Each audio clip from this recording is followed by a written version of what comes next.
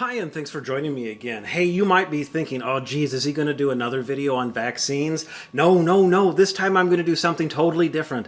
I've actually got a book review for you. Okay, now hang on a second here. I know what you're thinking. Oh God, it's a book about vaccines. No. It's actually more interesting than that. It's a book about communication. Oh my God, I know what you're thinking. Are you kidding me? This guy's going to spend some time talking to us about communication? No, it's even more interesting than that. The people that wrote this book, they made their life's work out of interrogating psychopaths and terrorists. Now that I've piqued your interest, I'll see you in just a second.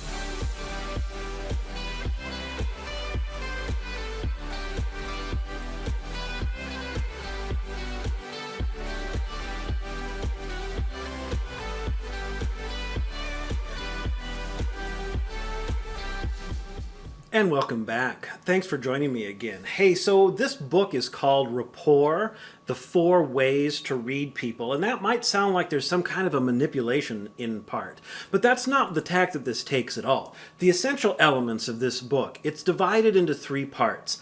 How to go about interacting with others in what they call the H.E.A.R principles. Honesty, empathy, autonomy, and then reflection. The book then goes on to develop examples about how to use these in practical real-world settings, which I find to be incredibly valuable. One of the problems about being a healthcare provider is that I'm very good at wanting to tell you exactly what you need to do with your life, and that may or may not actually be anything you want to hear. Even if you say, yeah, that sounds like a good idea, you might flip me the bird on the way out of the door and ignore absolutely everything. And I've got some actual first-hand examples of that within my own family. So I found that these dynamics, those 4 tools encompassed in the H.E.A.R principles, to be incredibly invaluable.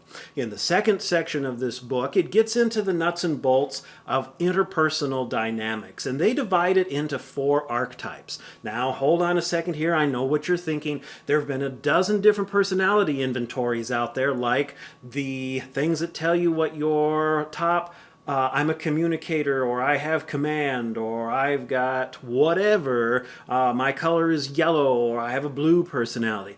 All of that stuff was tested in absolutely ideal business environments where everybody kinds of likes each other. Remember earlier when I said the data set for this book, this life's work, is psychopaths and terrorists. And last time I checked, they didn't want to tell you anything. So I think that this is probably legitimate.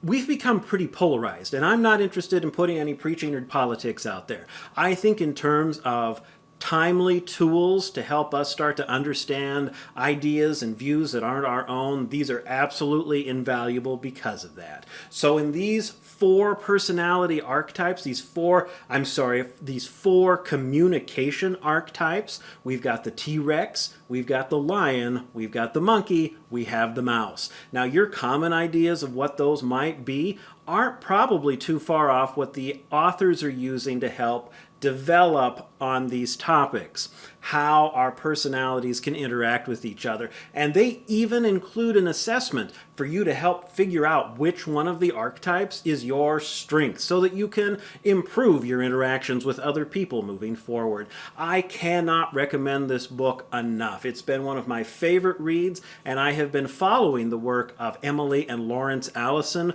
for some time. This book is the culmination of a lot of their information, and I think it will provide an enormous amount of value for you, whether you work in healthcare, or whether you have kids, or whatever you're doing. Anytime you need to understand what Kahneman calls the outside view, this book gives you some absolutely invaluable tools to help you accomplish that. I'm Scott, I'm a pharmacist, and this was an episode of Coffee with a Pharmacist that had nothing to do with vaccines.